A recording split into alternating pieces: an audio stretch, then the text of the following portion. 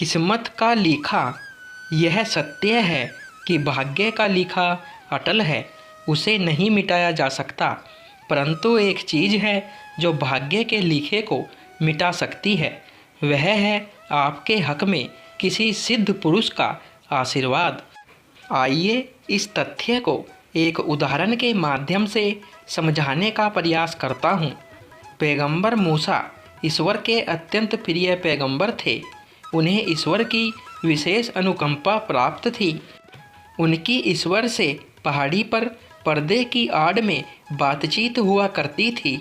एक बार वे कहीं से गुजर रहे थे तो उन्होंने एक घर के दरवाजे पर एक महिला को खड़ा पाया। महिला मूसा को देखते ही पहचान गई कि वह पैगंबर मूसा है। अभिवादन आदि के पश्चात महिला ने कहा कि उसके पास ईश्वर की कृपा से सब कुछ है, पर उसके बच्चे नहीं हैं, इसीलिए वह दुखी रहती है। उसने मूसा से अनुरोध किया कि जब उनकी ईश्वर से बातचीत हो तो यह अवश्य पता कर ले कि महिला के भाग्य में संतान सुख है अथवा नहीं। मूसा ने हामी भर ली। एक दिन जब पहाड़ी पर हजरत मूसा की ईश्वर से बातचीत हुई तो मूसा ने उस महिला के विषय में प्रश्न किया कि उसे संतान सुख प्राप्त होगा अथवा नहीं। ईश्वर ने उत्तर दिया कि हे मूसा, उसे बता दे कि उसे भाग्य में संतान सुख नहीं लिखा हुआ है। मूसा ने जाकर उस महिला को बता दिया कि उसके भाग्य में संतान सुख लिखा ही नहीं है, अतः अब जो भी परिस्थितियां हैं उन्हीं पर वह संतोष करे। कुछ दिनों बाद मूसा किसी अन्य स्थान पर चले गए। 4-5 वर्षों के पश्चात उनकी वापसी हुई। एक दिन दोबारा वे वहीं से उसी रास्ते से गुजर रहे थे जहाँ पर महिला का घर था। उन्होंने देखा कि महिला के घर का दरवाज़ा बंद है, पर अंदर से 3-4 बच्चों के शोर शराबे की आवाज़ आ रही है। मूसा ने दरवाज़ा खटखटाया। उसी महिला ने दरवाज़ा खोला और मूसा को देखते ही वह पहचान गई। तो मूसा ने पूछा, तुम्हारे घर में इतना शोर शराबा क्यों हो रहा है कि इसकी आवाज़ें बाहर तक आ रही है। इस पर महिला अपनी हंसी को रोकते हुए बोली, घर के अंदर आओ और स्वयं देख लो। वह घर के अंदर आए तो उन्होंने देखा कि 3-4 बच्चे आपस में खेल रहे हैं, उछल कूद कर रहे हैं तथा बच्चों के माता पिता अपने बच्चों की बातों व शरारतों पर हंसते हंसते लोटपोट हुए जा रहे हैं। मूसा ने उस महिला से पूछा, यह किसके बच्चे हैं? इस पर महिला हंसते हुए बोली, किसके बच्चे होते? अरे मेरे ही बच्चे हैं। पर क्या तुम्हें याद है कि कभी तुमने कहा था कि मेरे भाग्य में बच्चे नहीं हैं, पर आज तुम स्वयं देख रहे हो कि मेरे पास 1-2 नहीं बल्कि 4-4 बच्चे हैं। यह सुनकर मूसा बहुत शर्मिंदा हुए तथा वहाँ से वापस सीधे पहाड़ी की ओर ईश्वर से वार्तालाप करने हेतु रवाना हुए।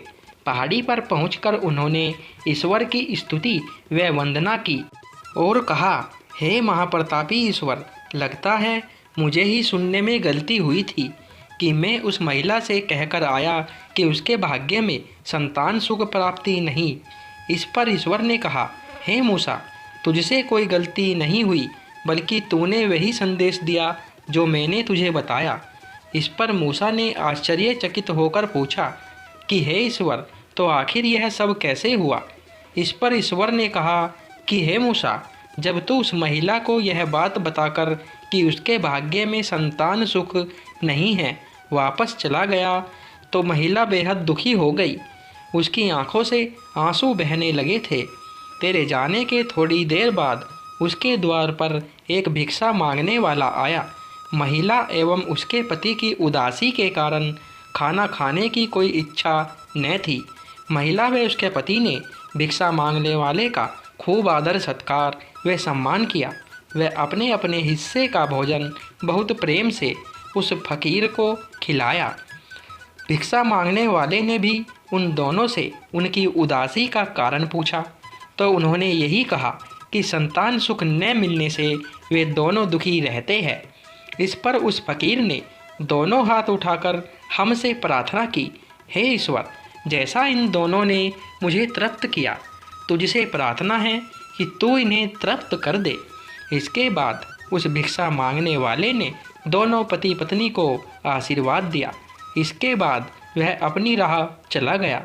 हे मूसा, हमारे यहाँ यह भी पहले से लिखा जा चुका था कि वह भिक्षा मांगने वाला उस दिन जो भी प्रार्थना करेगा वह हरगिज रद्द नहीं होगी, उसे हर हाल में स्वीकृत किया जाएगा। अब क्या किया जाए? उस भिक्षा मांगने वाले ने महिला व उसके पति को उस दिन संतान सुख प्राप्ति का आशीर्वाद ही दिया।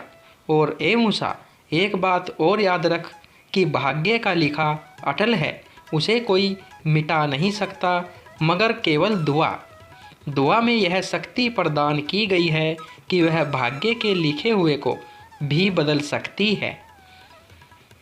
दोस्तों, कहानी पसंद आई हो तो वीडियो को लाइक, शेयर और चैनल को सब्सक्राइब करें। धन्यवाद दोस्तों।